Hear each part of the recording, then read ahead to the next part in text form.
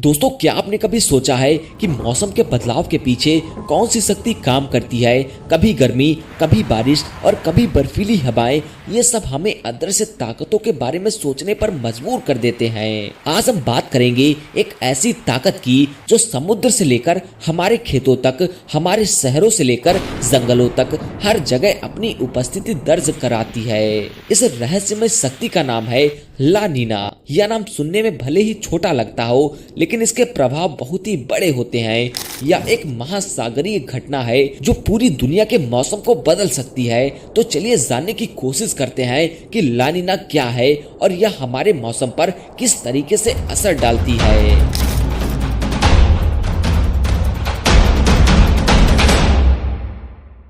ला नीना एक ऐसी घटना है जो महासागरों में घटती है और इसका असर पूरी दुनिया के मौसम पर पड़ता है।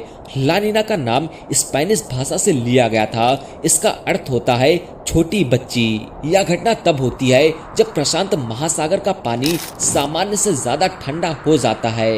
समुद्र के सतह के पानी में यह ठंडक वायुमंडल के तापमान और हवाओं को प्रभावित करती है, जिससे विश्व के मौसम पर असर पड़ सकता है। आखिर कैसे बनती है ला नीना? सामान्य रूप से प्रशांत महासागर के पास व्यापारिक हवाएं गर्म पानी को पश्चिम की दिशा में ढकेलती हैं, लेकिन जब यह पानी ठंडा होने लगता है तो वातावरण में असामान्य बदलाव आते हैं। ठंडा पानी मौसम के पैटर्न को प्रभावित करता है, जिससे समुद्र की लहरों से लेकर हर मौसम में भारी बदलाव आता है। आसान शब्दों में कहें तो ला नीना तब होती है जब महासागर का पानी ठंडा होने लगता है और यह प्रक्रिया पूरी दुनिया के मौसम को प्रभावित कर डालती है। आखिर कैसे प्रभाव पड़ता है ला नीना का? ला नीना का प्रभाव केवल मौसम तक ही सीमित नहीं रहता है। इसके असर से कृषि उद्योग और पूरी दुनिया के मौसम के पैटर्न बदल सकते हैं। ला नीना का प्रभाव अलग अलग देशों पर किस प्रकार से पड़ा, चलिए देखते हैं।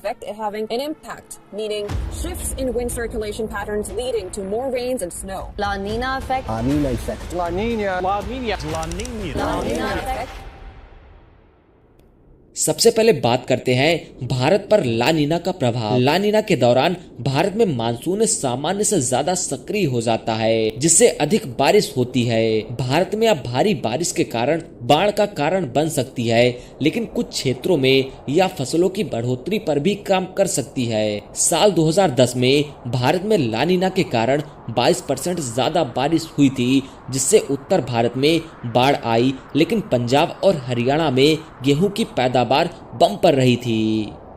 दक्षिण अमेरिका पर ला नीना का प्रभाव।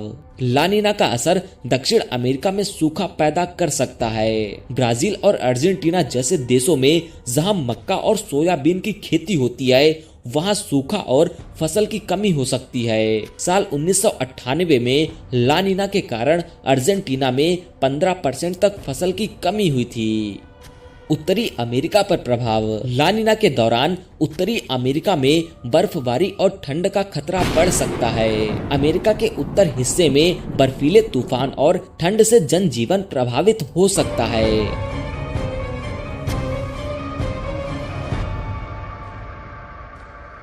अब हम कुछ ऐसी ऐतिहासिक घटनाओं के बारे में जानेंगे जब ला नीना ने अपना असर दिखाया था।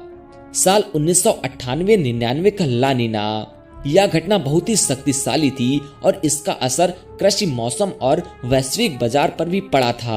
भारत में अधिक बारिश हुई, जिससे फसलें तो अच्छी हुई, लेकिन ब्राजील और अर्जेंटीना में सूखा पड़ा, जिससे फसलें सभी नष्ट हो गई थीं। साल 2010-2012 का ला नीना, यह ला नीना का सबसे लंबा और तीव्र दौर था। भारत, ऑस्ट्रेलिया और अमेरिका में बाढ़ और सूखा दोनों का सामना हुआ था। भारत में बाढ़ आई और इस दौरान भारी बारिश के कारण जनजीवन को भी प्रभावित होना पड़ा था। अमेरिका में बर्फबारी और बर्फीले तूफानों से जनहानि भी हुई थी। साल 2016 का ला नीना, इस दौरान दक्षिण पूर्व एशिया में ज्यादा बारिश हुई, जिससे बाढ़ और भूस्खलन जैसी घटनाएं हुई थी।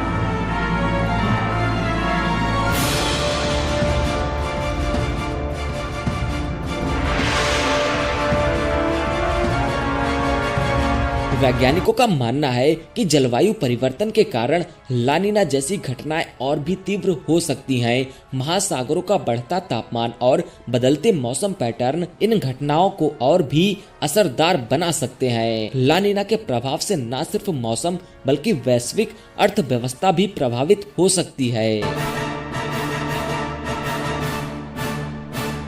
लानिना हमें यह समझने का मौका देती है कि प्रकृति कितनी शक्तिशाली और अनियंत्रित है। इसका असर हमारी रोजमर्रा की जिंदगी, खेती और पर्यावरण पर भी पड़ता है। यदि हम भविष्य में इन घटनाओं से निपटना चाहते हैं तो हमें जलवायु परिवर्तन पर काम करने की जरूरत है। आखिरकार हमें इन प्राकृतिक ताकतों को समझने और उनके प्रभाव से बचने के उपाय पर ध्यान देना चाहिए। अगर आपको यह वीडियो पसंद आई हो तो कृपया इसे लाइक करें, अपने दोस्तों के साथ शेयर करें और चैनल को सब्सक्राइब करना ना भूलें। अगली बार मिलेंगे एक और रोचक टॉपिक के साथ। तब तक के लिए प्रकृति का सम्मान करें और इसे बचाने की कोशिश करें। जय हिंद।